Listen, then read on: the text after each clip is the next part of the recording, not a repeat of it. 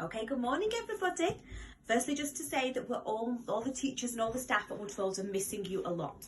So we thought today it'd be nice to do an assembly. So the theme of our assembly today is going to be about resilience. So if you've got an adult with you, if you have a little chat about what you think resilience might mean, if you've not got anybody with you, then maybe just have a little think about the meaning of the word resilience. So we know that resilience means when you keep trying with something, even though it might not be right first time.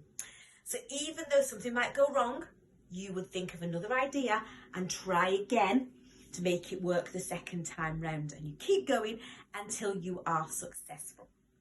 So could anybody have a little think about a time that you have shown resilience in your life? And I'm sure there are lots of occasions, maybe it's something recent, the current situation, or maybe it's something in your past where you've had to keep trying to be successful at something.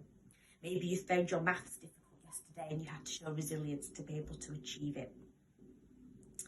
Right, we're going to have a read of the story, How to Catch a Star, and it's by the author Oliver Jeffers. Now, lots of you might have read stories like Oliver Jeffers before, so you might have heard of The Incredible Book-Eating Boy or the story of Lost and Found. They're both by Oliver Jeffers as well. And then once we've read the story, we'll have a little think at the end about how the boy in the story shows resilience. Once there was a boy, and the boy loved stars very much. Every night the boy watched the stars from his window and wished he had one of his very own. He dreamed how this star might be his friend. They would play hide and go seek and take long walks together. The boy decided he would try to catch a star. He thought that getting up early in the morning would be best, because then the star would be tired from being up in the sky all night. So the next day he set out at sunrise, but he could not see a star anywhere. He sat down and waited for one to appear. He waited and he waited and ate lunch and waited, and after dinner he waited some more. Finally, just before the sun was about to go away, he saw a star. The boy tried to jump up and grab it, but he could not jump high enough. So, very carefully, he climbed to the top of the tallest tree he could find, but the star was still way out of reach. He thought he might lasso the star with the lifebelt from his father's boat, but it was much too heavy for him to carry. He thought he could fly up in his spaceship and just grab the star, but his spaceship had run out of petrol last Tuesday when he flew it to the moon.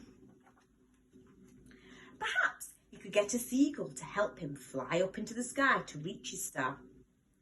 But the only seagull he could find didn't want to help at all.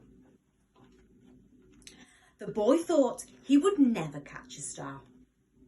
Just then, he noticed something floating in the water. It was the prettiest star he had ever seen. Just a baby star. It must have fallen from the sky. He tried to fish the star out with his hands, but he couldn't reach it. Then he had an idea. The star might wash up on the shore.